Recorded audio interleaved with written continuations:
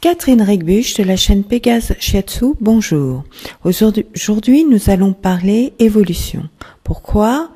Parce qu'il y a certains a priori qu'il faut balayer dû à l'enseignement que j'ai reçu au collège et au lycée, et je pense que je ne suis pas la seule. Je ne sais pas ce qu'il en est à l'heure actuelle de l'enseignement, mais en termes de collège et de lycée, la théorie de l'évolution, en tout cas telle que je l'ai reçue, est à revoir.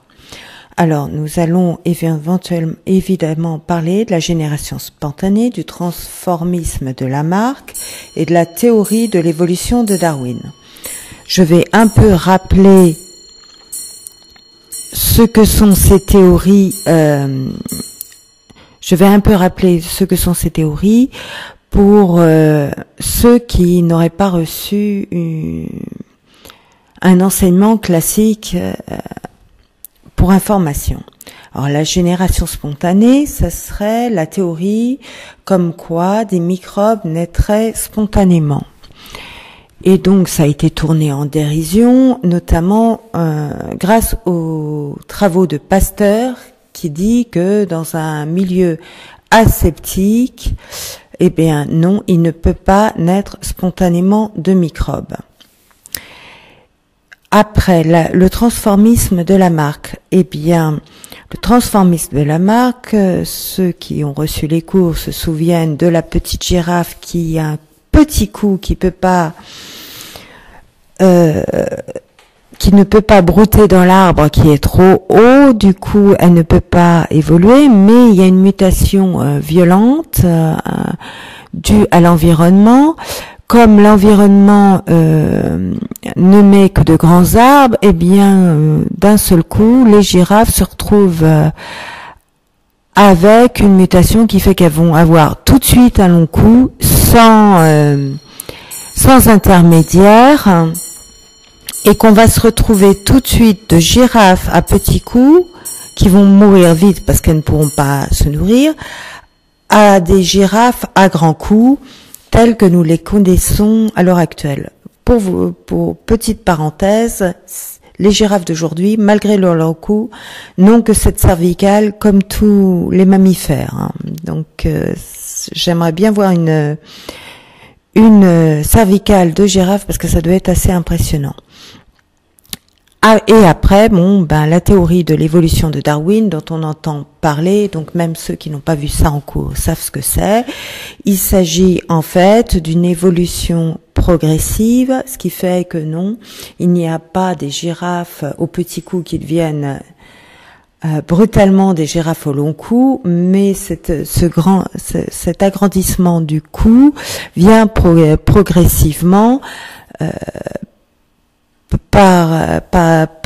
parce que des individus plus grands produits par le pool génétique sans mutation qui existe déjà, donc il n'y a aucune histoire de mutation dans l'évolution de Darwin, c'est simplement que deux parents, même s'ils sont un peu petits, qui vont en s'accouplant produire par le mélange de leurs gènes un individu légèrement plus grand, eh bien c'est ça, sans mutation, qui va faire que, donc c'est beaucoup plus lent, ça ne vient pas d'un seul coup, ça vient petit à petit, avec une éventuellement meilleure alimentation, hein, on le sait.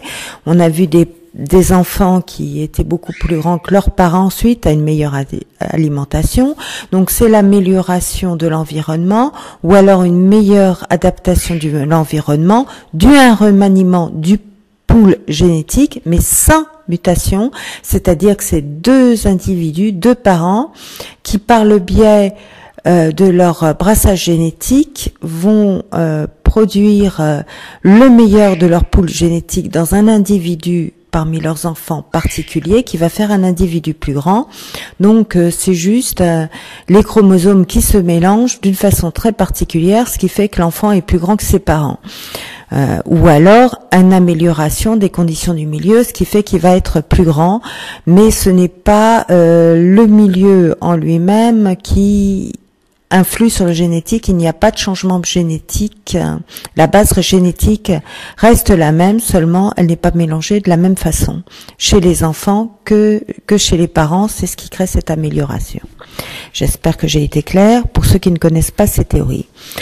Alors, dès mes premières années d'études en faculté de biologie, je me suis rendu compte qu'on était revenu sur cette fameuse histoire de génération spontanée, et que si Pasteur avait raison en ce qui concerne les microbes, il n'avait pas tout à fait raison en ce qui était de l'abandonner complètement.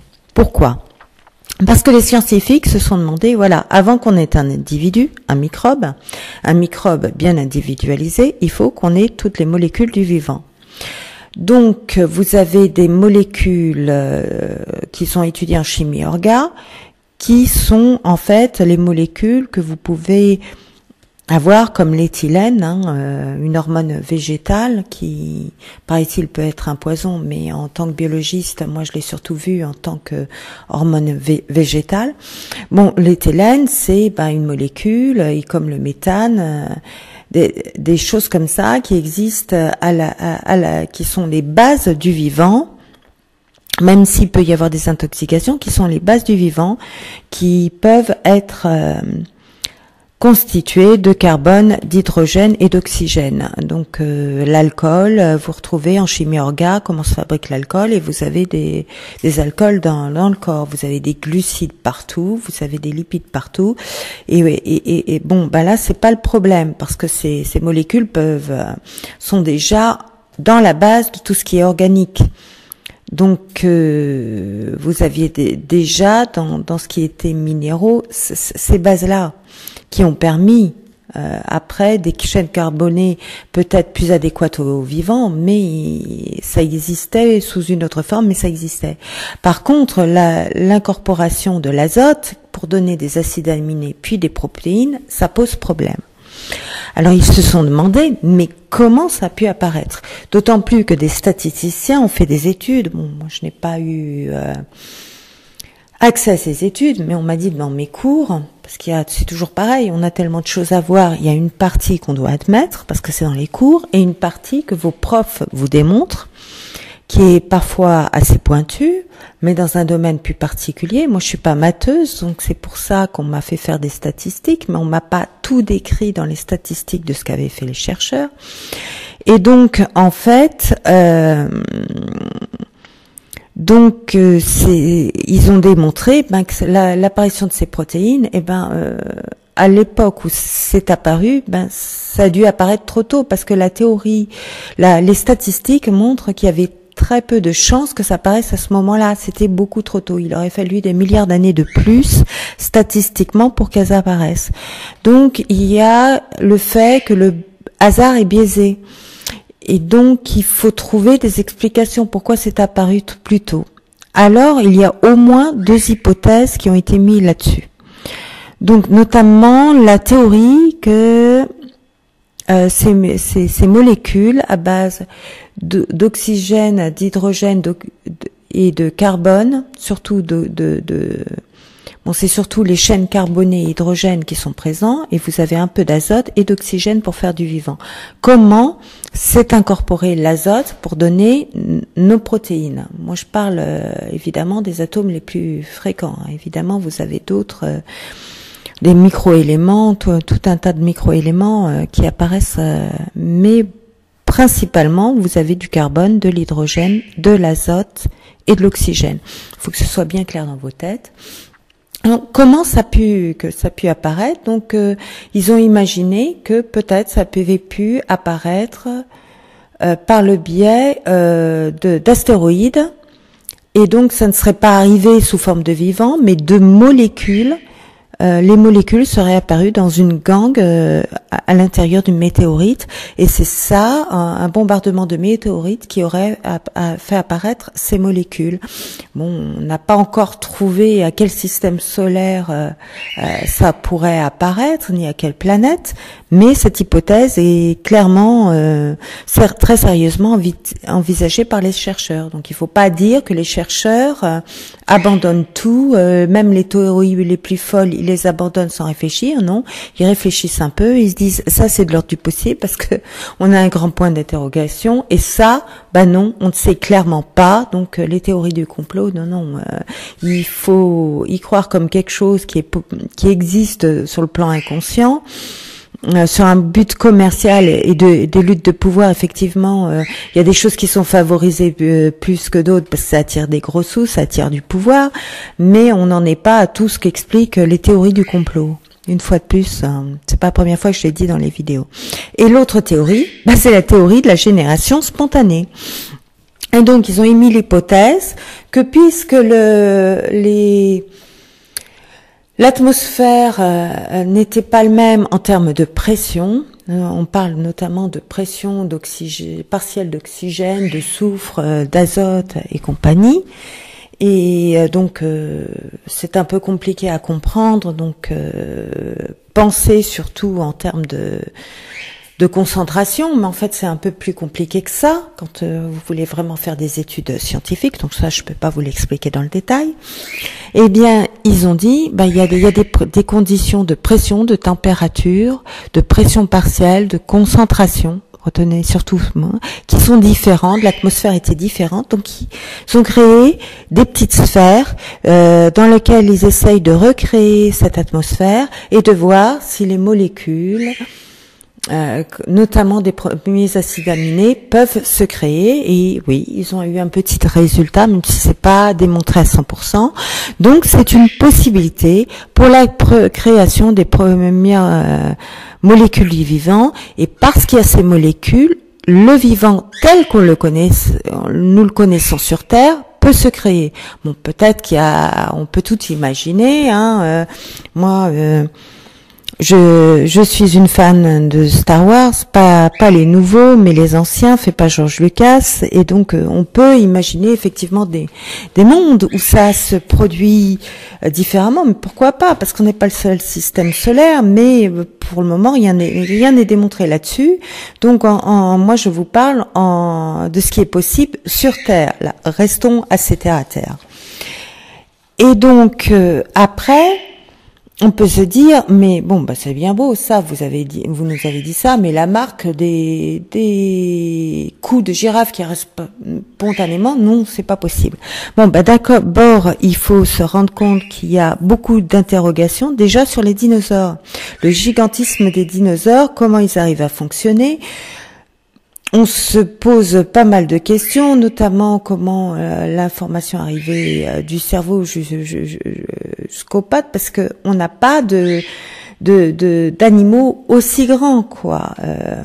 Donc même s'il est vrai que, comme c'est dit dans Jurassic Park, le film Jurassic Park effectivement a été cité dans mes études. J'ai fait une option sur la paléo, ce qu'ils appelaient la géologie 2, donc la paléontologie, même si je suis pas une spécialiste, parce qu'il faut des années pour se spécialiser là-dedans. C'est pas sur un an ou deux une option qui peut permettre, contrairement à ce que disent certains, de réellement se spécialiser. Il faut des années d'études. Et donc il y a ce gigantisme des dinosaures qui pose problème pour comprendre comment.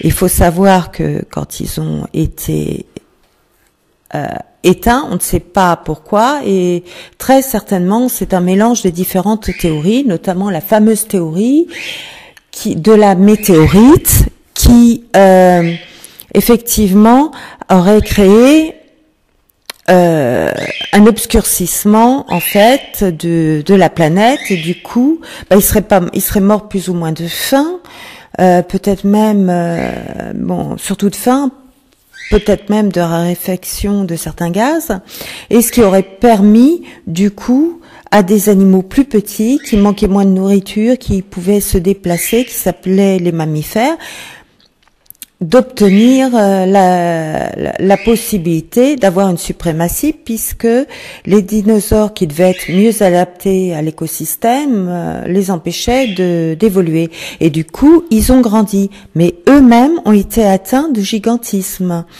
Donc c'est là qu'on a eu les mammouths qui sont beaucoup plus grands que les éléphants actuels.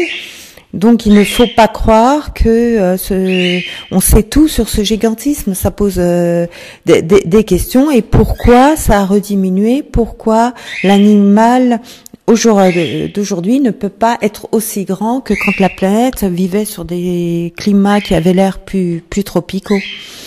Donc en fait, voilà pour ce qui est de l'évolution.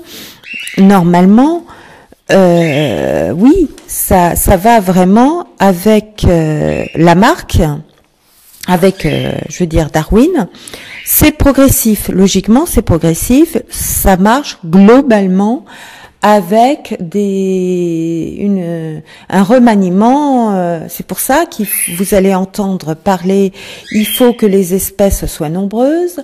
Il faut que le pool génétique dans chaque espèce soit nombreuse à cause des croisements interespèces et des croisements extra et intra-espèces, c'est-à-dire des croisements aussi entre espèces différentes, même si dans la nature, ils ont tendance à se croiser plutôt dans la même espèce, et que c'est plutôt l'homme qui a tendance à faire des croisements d'animaux.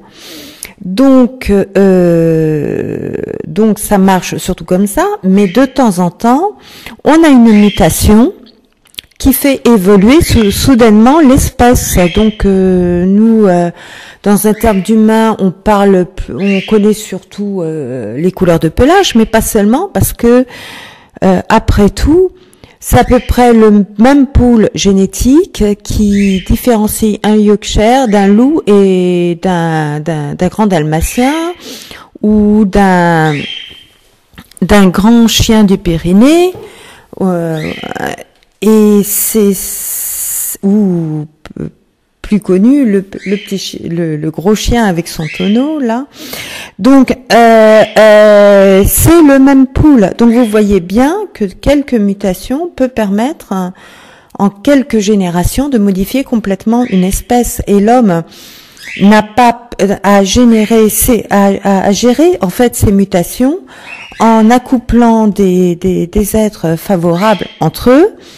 Mais il y a forcément eu des mutations quelque part pour donner tout ça, parce que vous voyez même si ça s'est fait progressivement, en fait l'homme n'a fait que repérer des mutations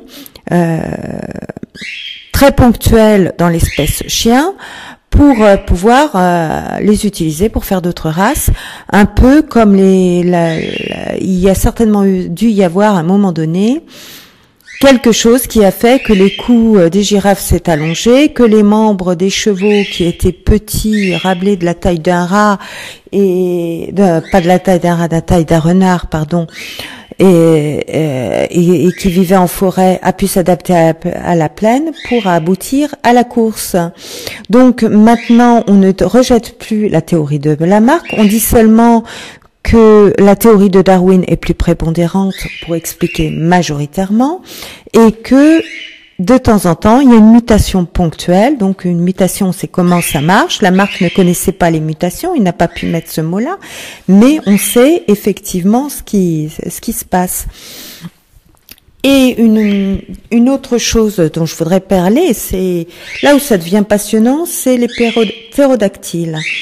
Les ptérodactyles, en fait, on s'aperçoit que c'est une race vachement variée, un peu comme les oiseaux. C'est un reptile volant, sans plumes, donc très certainement un des chaînons entre l'oiseau et le reptile. Il faut savoir que oui, pour un scientifique, les reptiles et les oiseaux appartiennent au même embranchement.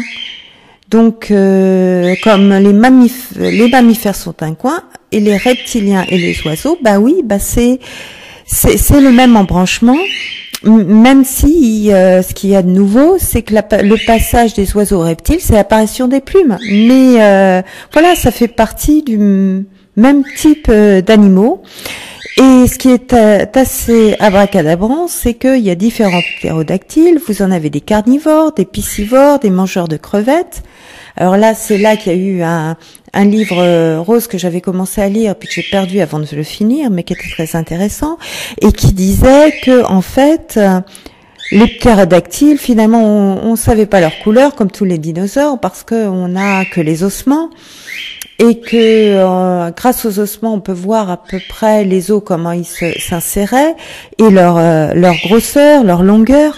Les attaches, les traces des attaches sur les os nous permet d'avoir à peu près une opportunité de savoir les muscles, mais la couleur, on n'en sait rien.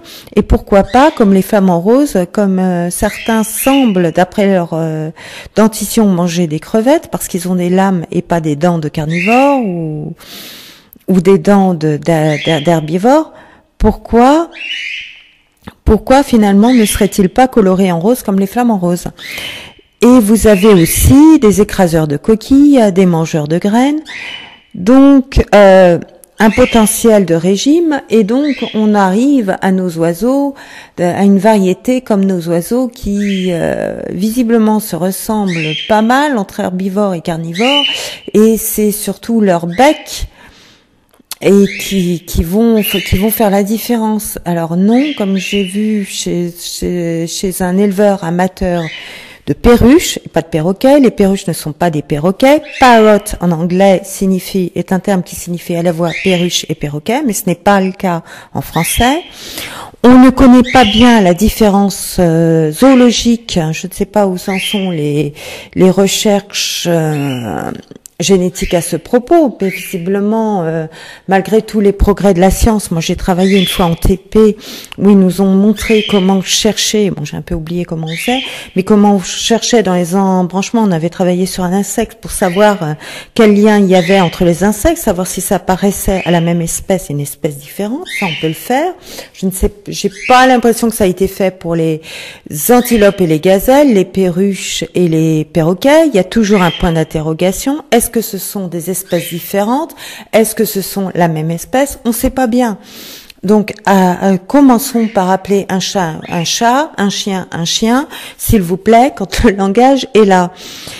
Et voilà. Et surtout, pas de cours de génétique. J'ai le projet de faire un truc de génétique parce que quand j'ai le seul truc que j'ai trouvé sur les perruches pour savoir quelle était la génétique des perruches avec le plumage, j'ai bondi au plafond, c'était mal expliqué, c'est par quelqu'un qui n'avait pas même des bases de génétique mendélienne. Moi, j'ai même plus loin des bases de génétique moléculaire.